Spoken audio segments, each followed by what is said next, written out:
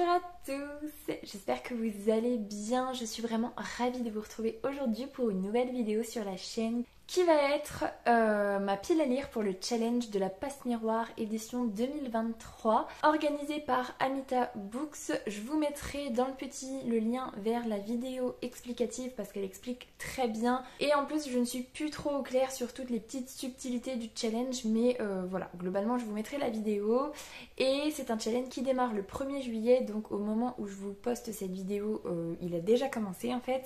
Donc du 1er juillet au 13 août et globalement en fait on suit Ophélie qui va devoir rencontrer des personnages et se rendre sur des lieux puisqu'elle cherche quelqu'un. On peut faire un petit peu comme on veut pour ce challenge. On peut soit se concentrer sur les lieux à visiter, soit se concentrer uniquement sur les personnages à rencontrer ou mélanger les deux catégories. Personnellement j'étais partie sur uniquement les lieux à visiter, donc 10 lieux, et finalement parmi ces 10 catégories il y en a 3 où je ne mets aucun livre, donc du coup j'ai décidé d'aller chercher 3 personnages à rencontrer dans l'autre partie et du coup ça me fait quand même 10 catégories à vous présenter pour cette pile à lire et du coup on va commencer tout de suite. Première chose, dans ce challenge, il faut choisir une famille à laquelle on appartient et j'ai décidé de faire partie de la famille des acoustiques qui permet de prendre les points d'une catégorie non lue. Donc comme j'ai prévu de ne pas lire 3 catégories dans les lieux à visiter, je me suis dit que ça pouvait être une bonne idée, donc on va commencer comme ça. Même si c'est un challenge où on ne se met pas la pression, il y a quand même des points à cumuler et donc on va pas cracher sur une catégorie non lue qui me rapporte quand même des points. Donc on part là-dessus pour la famille. Et au niveau des bonus, je pense que je me concentrerai dessus quand je serai en plein dans le challenge. Pour l'instant, à l'heure où je vous tourne cette vidéo, je ne suis pas encore dans le challenge. Il ne commence que demain pour moi et je suis dans une lecture en cours. Donc je pense que je le démarrerai un petit peu en décalé. Bref, tout ça pour dire que je suis dans la famille des acoustiques et on va partir sur les lieux à visiter. Premier lieu à visiter, c'est les jardins botaniques, ça permet de rapporter 15 points et il faut lire un livre en rapport avec l'écologie, la nature, les fleurs. Et ça commence mal puisque c'est une catégorie où j'ai décidé de ne mettre aucun livre. Donc voilà, celle-là, je la mets de côté, ce sera peut-être le pouvoir des acoustiques qui me permettra de la valider. Mais voilà, donc ça va aller très vite pour ce premier lieu. Pas de livre pour moi. Et on enchaîne avec un deuxième lieu où je n'ai rien mis, c'est le bazar de Babel, ça permet de valider 10 points et il faut lire le dernier livre acheté. Je ne mets rien puisque je n'ai aucun souvenir du dernier livre que j'ai acheté. J'aimerais pouvoir vous dire que j'ai acheté un livre il n'y a pas longtemps et ce n'est pas le cas et je n'ai aucun souvenir du dernier livre que j'ai acheté et je pense que le dernier livre que j'ai acheté en papier je l'ai lu quasiment dans la foulée, donc voilà, je suis obligée pour cette deuxième catégorie de ne rien mettre. Par contre, pour la troisième catégorie qui est le café-théâtre et qui permet de gagner 15 points, il faut lire une romance, un livre érotique, un policier ou un livre censuré. Et moi j'ai décidé de mettre le tome 2 de I'm Not Your Soulmate, donc c'est The Perfect Love de Lila Mars. J'ai lu le premier tome en début d'année, j'avais beaucoup apprécié ma lecture, j'étais même particulièrement surprise, ça permettait de traiter de pas mal de sujets importants sous couvert d'une romance. Et normalement, si je ne dis pas de bêtises, c'est une duologie, donc en plus ça me permettrait de terminer une saga, ce qui serait pas plus mal, donc on va partir là-dessus. Quatrième lieu, et encore une fois je ne mets rien, et là c'est promis, c'est la dernière catégorie où je ne mets rien, c'est l'amphithéâtre, ça permet de gagner 15 points, et il faut lire du théâtre, de la poésie ou un classique, et voilà, j'ai pas envie, surtout pendant la période d'été, ça me fait absolument pas envie.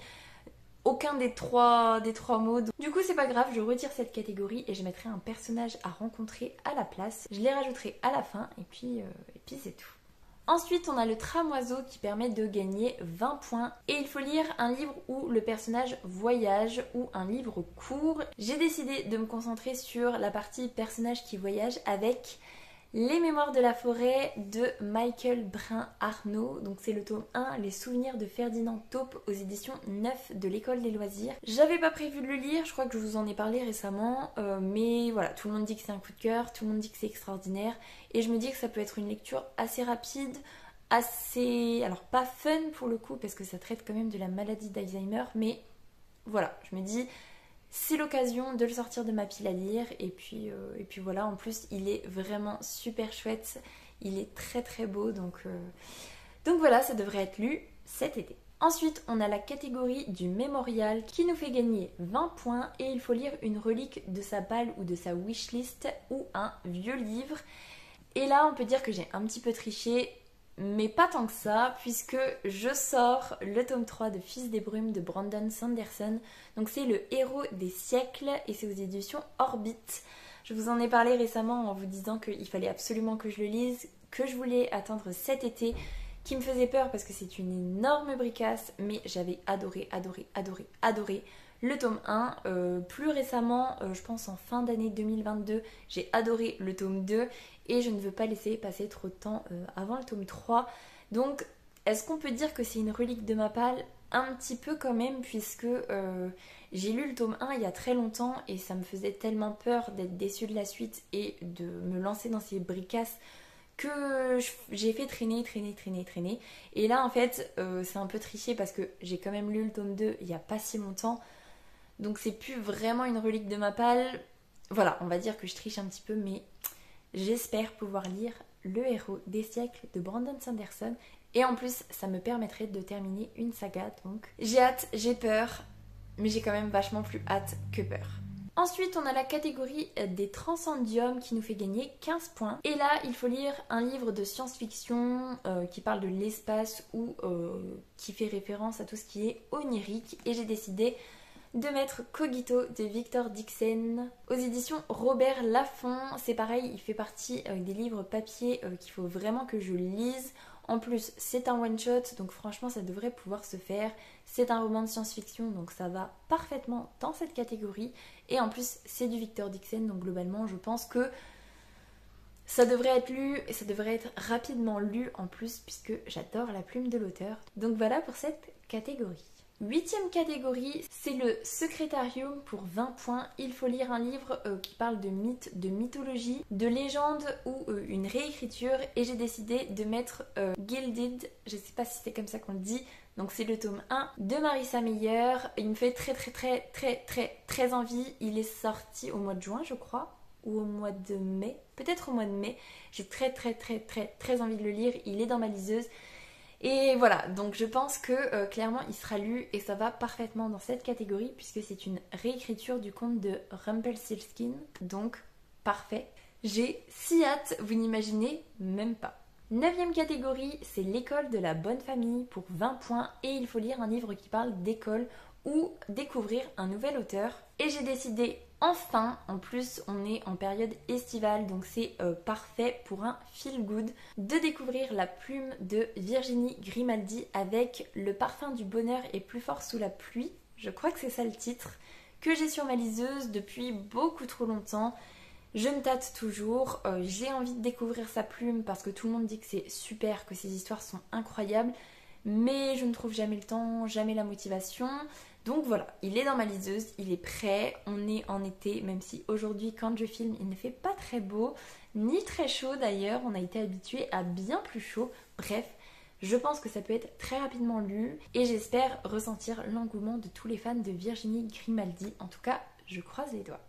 10e catégorie et dernière catégorie pour les lieux à visiter, c'est la cantine de l'école pour 20 points et il faut lire un livre qui parle d'animaux, de végétarisme ou qui est en lien avec la cause animale et j'ai décidé de mettre le tome 4 des mémoires de Lady Trent de Marie Brennan, donc c'est le labyrinthe des gardiens aux éditions La Talente.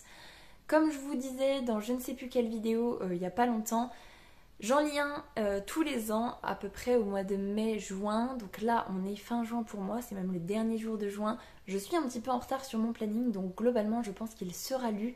J'espère juste que je trouverai le temps de le lire pour ce challenge.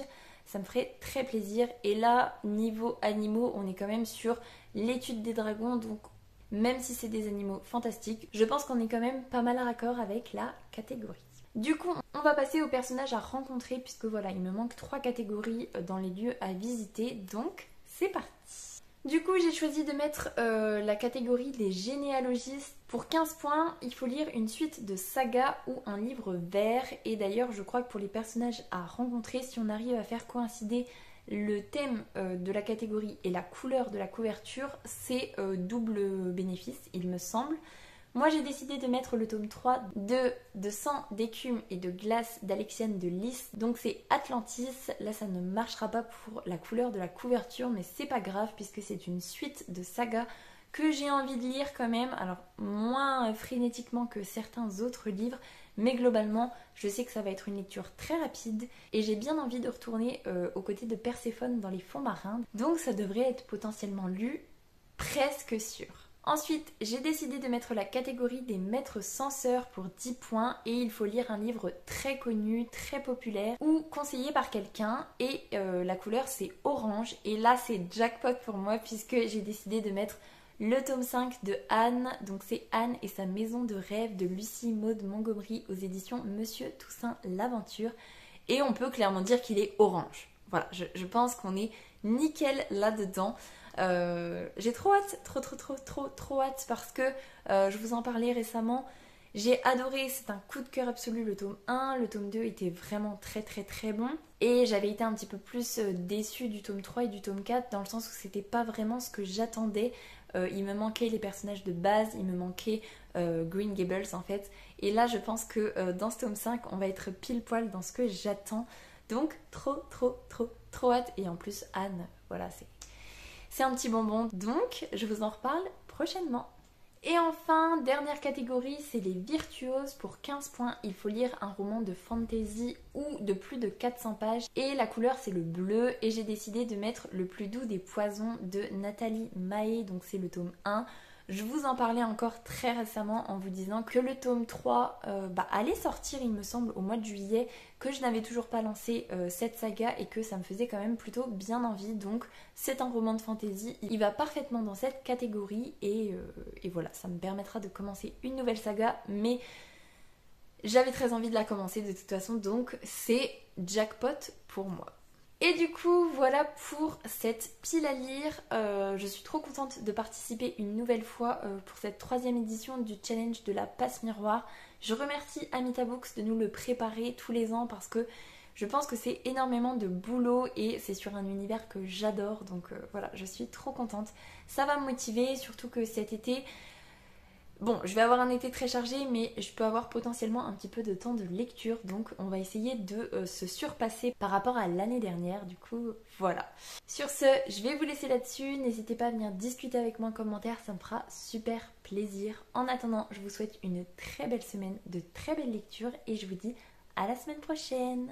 Salut!